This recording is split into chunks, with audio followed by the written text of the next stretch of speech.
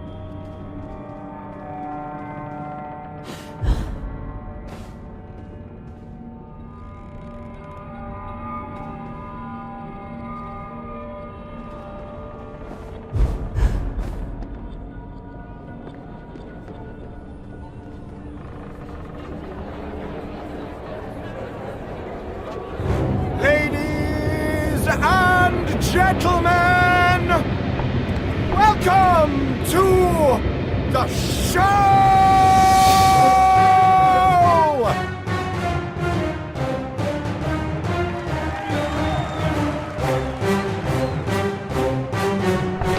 What a bizarre show.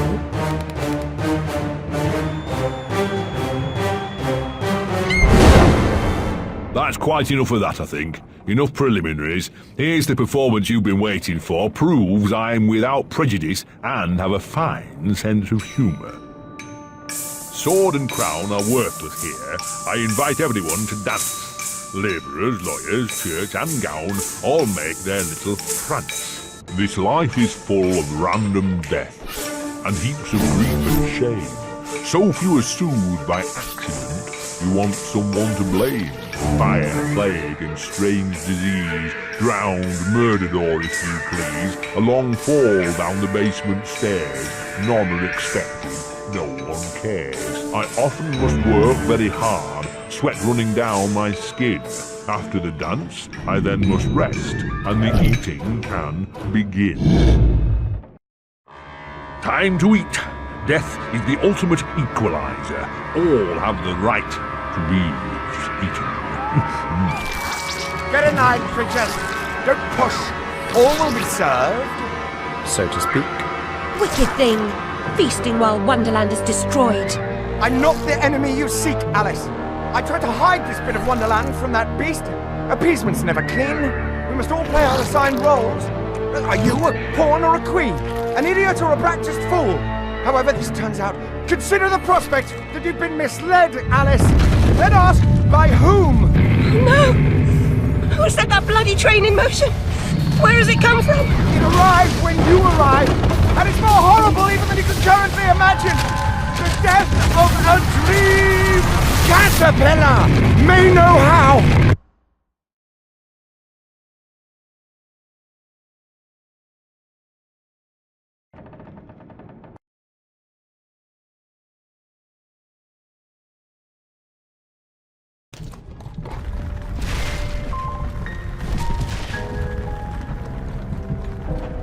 What?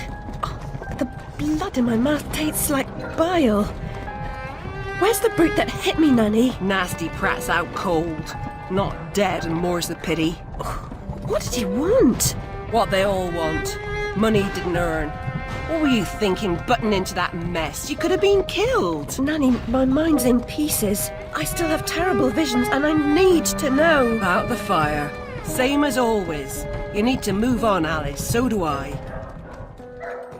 Well, at least she's not spewing that asylum nonsense. My past is dead. I killed them. I should have saved them. I should have died. Her mind was in shambles. Radcliffe thought familiar faces would bring her round. After a year, he lost interest in her inheritance. Greedy sod. Still, always asking his bizarre questions. Heavy dose of madness, I'd say, but honesty's never the best policy in this life. When she wasn't comatose, she gaped, eyes like pinwheels, drooled, occasionally screeched. Never uttered a sensible sound. And like the child she was, she kept her secrets close.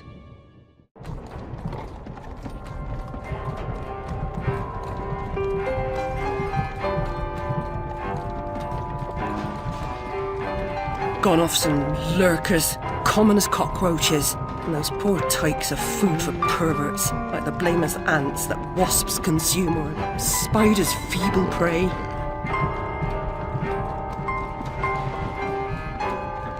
You visited my room at Rutledge. What were you... Recall that? Radcliffe paid me for a bit. A woman alone sometimes does what she doesn't particularly feel like doing, as you know. Nurse Whitler said you'd fallen on hard times. I'm no drunk like her. I'm hurting no one. Hooking's not a bad life. Except for the pimps. She also said you might have my rabbit. Please, Nanny, talk about... The damn fire never seems to help. Look, Alice, I can't give you what I don't have. Radcliffe wrote the inquest report. I'll take you to him. Besides, he's got your damn rabbit. You should remember that. All right, but Mr. Radcliffe's useless. Don't I know it?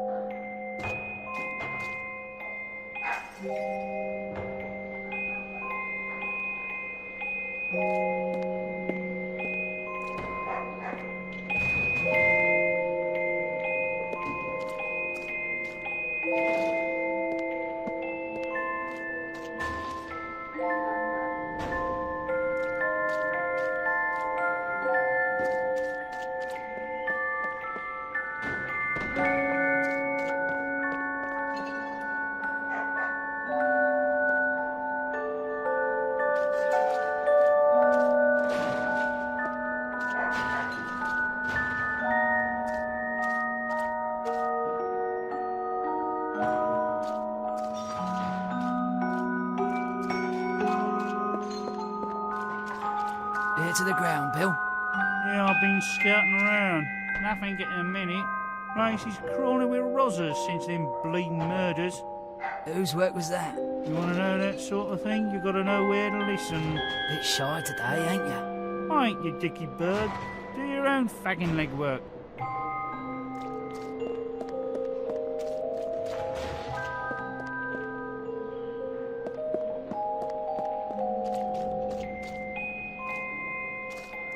For that, I'd be glad to shake your hand, sir. Considering the nature of the goods on offer, it seems more than generous. You do know the way to a girl's heart, don't you?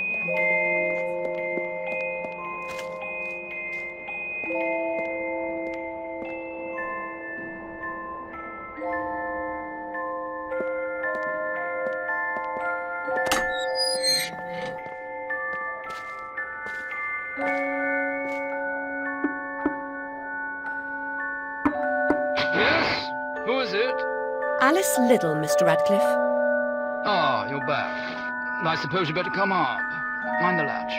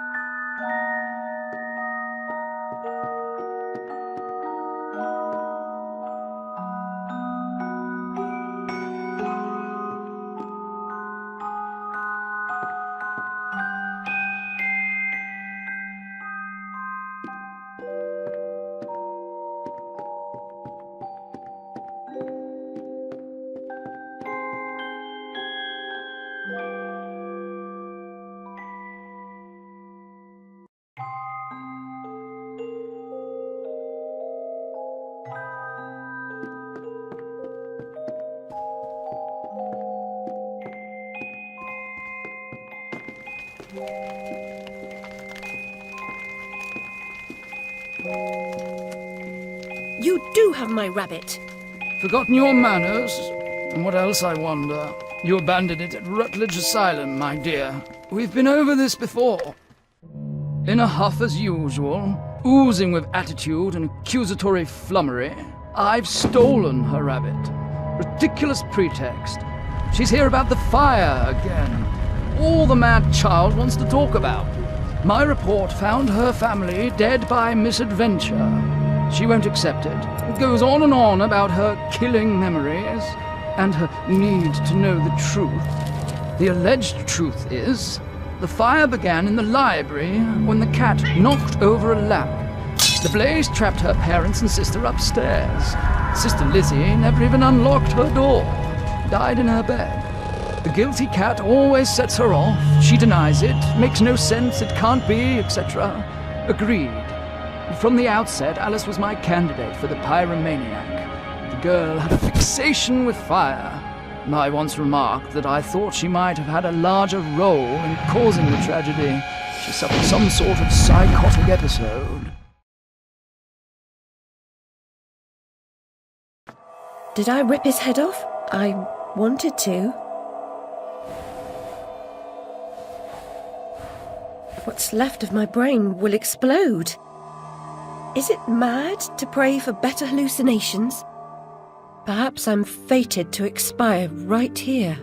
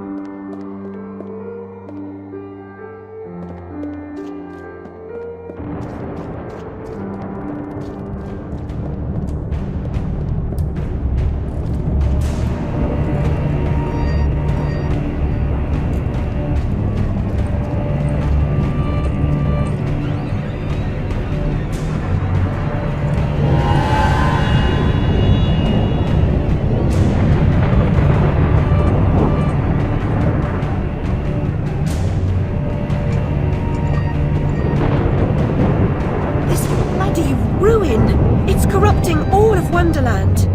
Seeking refuge from the wicked world, perhaps things only look like they've gone to hell. You're not that good a liar, and I'm not that stupid. But something a bit less calamitous would have been welcome. This unmitigated disaster is your doing, and it will get worse. Your train keeps a hellish schedule. Get moving. Time waits for no one. The change has begun. The train is perfectly capable of terrifying me, Cat.